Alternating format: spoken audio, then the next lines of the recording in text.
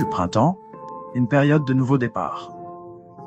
Et pour les lycéens, cela signifie le début d'une toute nouvelle année, avec l'excitation et les défis qui l'accompagnent. C'était le cas pour Chong So-yoon, une jeune fille de 18 ans originaire de Ksan-ni, dans le comté de Yeongdong, province du Nord Chongcheong, qui était en première. So-yoon, qui rêvait de devenir boulangère, était une élève modèle. Elle était également populaire parmi ses camarades, surtout auprès des garçons.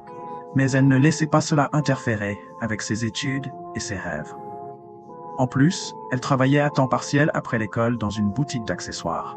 Et c'est là qu'elle se trouvait tard dans l'après-midi du 7 mars 2001. So-yoon est arrivée à la boutique à 17h, à dîner, puis a commencé son service. La propriétaire, une femme portant le nom de famille Kim, est rentrée chez elle 2 heures plus tard, vers 19h. Ce qui signifiait que So-yoon serait seule jusqu'à la fin de son service à 21h. 45 minutes après son départ, la propriétaire a appelé So-yoon à la boutique pour lui demander une faveur. Déposer des médicaments qu'elle avait oubliés sur le chemin du retour. La propriétaire a rappelé So-yoon à 20h35, mais cette fois, il n'y a pas eu de réponse et elle était injoignable. Où était-elle passée? 15 minutes plus tôt, elle avait été vue à la boutique par une passante, une femme qui tenait un restaurant à proximité. Même après 21h, la propriétaire n'a pas réussi à joindre So-yoon. Lorsqu'elle aurait dû être en route pour déposer les médicaments, la famille de So-yoon commençait à s'inquiéter, tandis que la propriétaire réalisait que son employé avait disparu. À partir de ce moment-là, les parents de So-yoon ont passé toute la nuit à chercher leur fille. Le lendemain matin, à 7h, un ouvrier du bâtiment dans la cinquantaine, portant le nom de famille Yoon, se préparait à commencer sa journée sur un chantier près de la boutique d'accessoires. En descendant au sous-sol du site de construction pour récupérer ses outils, il a vu quelque chose dans un coin. Quelque chose qui n'était pas là la veille. Sous un sac de ciment, il a découvert le corps d'une lycéenne. C'était Jung So-yoon, qui avait été déclarée disparue la veille. À l'exception d'une profonde marque sur son cou, il n'y avait aucun signe de viol ni de lutte. Aucune blessure externe et aucun indice d'agression ou de vol, puisque tout l'argent qu'elle avait sur elle n'avait pas été touché. Mais en examinant le corps de plus près, les enquêteurs ont fait une découverte terrifiante. Les 2 mains de So-yoon avaient été coupées. La police a interrogé les habitants et les témoins. Elle a supposé que So-yoon avait disparu et avait été tuée dans une fenêtre de 15 minutes, entre 20h20 et 20h35. Jetons maintenant un coup d'œil à la boutique d'accessoires où elle travaillait. Les volets n'étaient pas fermés. Les lumières étaient encore allumées, mais la porte du magasin était verrouillée. Cela montrait que So-yoon avait quitté le magasin pour un court moment, probablement avec l'intention de revenir avant la fin de son service à 21h. Les enquêteurs ne pouvaient pas déterminer si elle était sortie pour rencontrer quelqu'un ou simplement pour utiliser les toilettes. Ils ont également eu du mal à établir si elle avait été tuée sur le site de construction où elle a été trouvée ou ailleurs avant que son corps ne soit transporté sur les lieux. Après la découverte d'une pioche apparemment tachée de sang sur le site, les enquêteurs ont avancé une hypothèse troublante. Selon eux, le tueur aurait étranglé la victime et lui aurait coupé les mains avec cet outil. Cependant, il a été déterminé par la suite que cette pioche était fréquemment utilisée sur le chantier. Mais une question troublante restait sans réponse. Pourquoi ses mains avaient-elles été coupées? Le 9 mars, un jour après la découverte du corps de la victime, ce qui semblait être ses mains coupées a été repéré dans l'eau, sous un pont traversant un ruisseau à environ 200 mètres du site. Les paumes étaient tournées vers le haut, comme si quelqu'un les avait intentionnellement placées ainsi. Les ongles des mains étaient anormalement courts, ce qui ne correspondait pas aux ongles longs que la victime aimait porter. Cela suggérait que le meurtrier avait tenté de détruire des preuves. Cependant, aucune piste concernant l'identité du coupable, comme de l'ADN, n'a été détectée sur les mains. Après une analyse approfondie, les enquêteurs ont conclu que les mains avaient été jetées dans l'eau 3 heures avant leur découverte, et non immédiatement après le meurtre de So-yoon. Pourquoi le tueur aurait-il pris la peine de jeter les mains dans un ruisseau où elles pouvaient facilement être retrouvées? Le ruisseau était presque complètement gelé, ce qui rendait improbable que les mains aient dérivé en aval. Cela indiquait que les mains coupées avaient été intentionnellement placées sous le pont.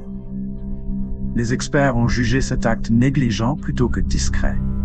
Ils ont supposé que le tueur avait jeté les mains dans le ruisseau après avoir hésité sur ce qu'il devait en faire. Une autre observation inquiétante concernait le manque de traces de sang. Presque aucune trace n'avait été retrouvée à proximité du chantier de construction, là où les mains avaient supposément été coupées. Si la victime était encore en vie au moment où les mains ont été sectionnées, il aurait dû y avoir une quantité importante de sang sur les lieux.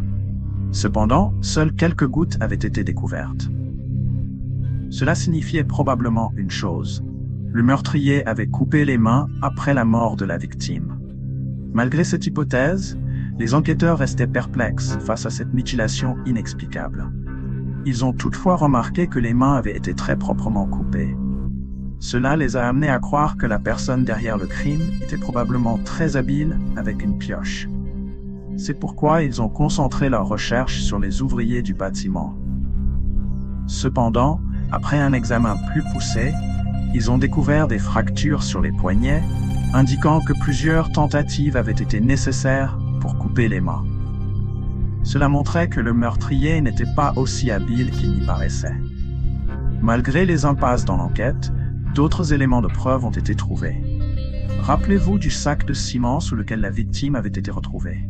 Un stylo à billes portant le nom d'une marque de voiture avait été trouvé dessus. C'était un stylo promotionnel distribué par un vendeur local. Yoon, l'ouvrier du bâtiment qui avait découvert le corps, avait le même stylo. Il est rapidement devenu une personne d'intérêt pour la police. Lorsqu'on lui a demandé s'il avait encore ce stylo, il n'a pas pu fournir de réponse claire. Il était également étrange d'apprendre que Yoon n'avait pas immédiatement signalé la découverte du corps. Au lieu de cela, il s'était rendu au restaurant de sa femme, situé à proximité, et lui avait demandé de le faire à sa place. Lorsqu'on lui a demandé pourquoi il avait agi ainsi, il a donné plusieurs raisons. L'une d'entre elles était qu'il avait peur, parce qu'il avait un casier judiciaire, notamment pour des agressions. Après que plusieurs mensonges ont été détectés lors d'un test au polygraphe, il est devenu le principal suspect. L'empreinte trouvée sur le cou de la victime ressemblait fortement à un motif provenant de la semelle des chaussures de Yoon. Il y avait même des éraflures faites par des ongles au dos de ses mains. Tout semblait s'imbriquer parfaitement. Cependant, l'empreinte n'était pas une trace nette. Elle représentait plutôt une partie du motif ondulé de la semelle, ce qui rendait difficile de conclure avec certitude qu'il s'agissait bien des chaussures de Yoon. Même les coupures au dos de ses mains n'étaient pas suffisantes pour établir un lien avec le meurtre ou pour prouver qu'il y avait eu une lutte. De plus, ces marques avaient été découvertes une semaine après l'incident. Dans une interview accordée à un diffuseur local en 2014, Yoon a affirmé qu'il était faussement accusé et que la police l'avait contraint à avouer. À cette époque, il y avait une raison claire pour laquelle la police s'était concentrée sur les ouvriers du bâtiment comme principaux suspects. En effet, il était presque impossible pour le grand public de pénétrer dans le sous-sol du chantier, surtout dans ces parties sombres et isolées. La personne qui avait déposé le corps là-bas devait bien connaître les lieux. De plus, le site était entouré d'un haut grillage et les deux entrées principales donnant sur la route étaient verrouillées. Cela signifiait que le tueur avait probablement utilisé une porte arrière, probablement connue seulement de lui. Mais examinons cette affaire sous un autre angle. Et si le coupable était en réalité une connaissance ou même un ami de la victime? Cette hypothèse a refait surface en 2014, 13 ans après le meurtre, lorsqu'un diffuseur local a couvert l'affaire et examiné les relevés téléphoniques du magasin. Un autre suspect a alors émergé, un garçon nommé Wang, un ami de So-Yoon. Il avait envoyé jusqu'à 29 messages à la victime, lui déclarant son amour. Le jour de l'incident, Wang a appelé So-Yoon au magasin vers 19h30. Leur conversation a duré environ 3 minutes. 1 heure plus tard, à 20h27, il l'a rappelé. Cependant, cet échange n'a duré que 19 secondes. Personne ne saura jamais de quoi ils ont parlé. L'équipe de production a réussi à joindre Wang, mais il a nié se souvenir d'avoir envoyé des messages ou même d'avoir appelé So-Yoon. Ensuite, il est devenu injoignable. Wang n'était pas le seul personnage suspect. Un autre ami de Soyun, un garçon nommé Park, s'était absenté de l'école pendant 2 jours après la découverte des mains coupées de la victime. De plus, le détective en charge de l'affaire à l'époque avait envoyé un message texte à tous les amis de Soyun, leur demandant pourquoi, selon eux, le tueur aurait coupé ses mains. Un seul ami avait répondu anonymement « Park ». Park avait également mentionné à plusieurs reprises le cas du meurtre de Soyun sur Internet. Interrogé par l'équipe de production, il a répondu de manière très désagréable, disant qu'il était simplement émotif. Plusieurs personnages étaient suspects. Mais au début de l'enquête, il y avait peu d'informations sur les amis de la victime. C'est probablement parce que la plupart des efforts et des ressources avaient été consacrés à l'examen des ouvriers du bâtiment. Cependant, en 2018, la police a reçu un nouveau témoignage. Une femme, qui avait 10 ans au moment du meurtre en 2001, a partagé son récit choquant. Elle se souvenait d'avoir rencontré un homme près du chantier. Il était légèrement vêtu, portant un coupe-vent et un sac à dos. Il lui avait demandé où se trouvaient les toilettes, mais d'une manière étrange et inquiétante. Effrayée, elle s'était précipitée vers la voiture de sa mère. Elle se souvenait clairement. Cela s'était passé vers 19h10 ce soir-là. Mais ce n'était pas tout. En attendant sa mère dans la voiture, elle avait revu cet homme. Cette fois, il accompagnait une fille quelque part, et elle avait entendu un cri. Plus tard, elle avait vu l'homme revenir avec un sac en plastique au contenu mystérieux. Son témoignage a désigné un nouveau suspect, un charpentier nommé Kim. Son alibi n'avait pas été correctement vérifié. Le jour de l'incident, Kim avait dit à ses collègues qu'il rentrait dans sa ville natale, Busan, parce qu'il s'était blessé à l'œil. Cette déclaration l'avait initialement exclu de l'enquête, car il avait quitté la région d'Ondu. Cependant, une émission télévisée consacrée à l'affaire a décidé de réexaminer les faits.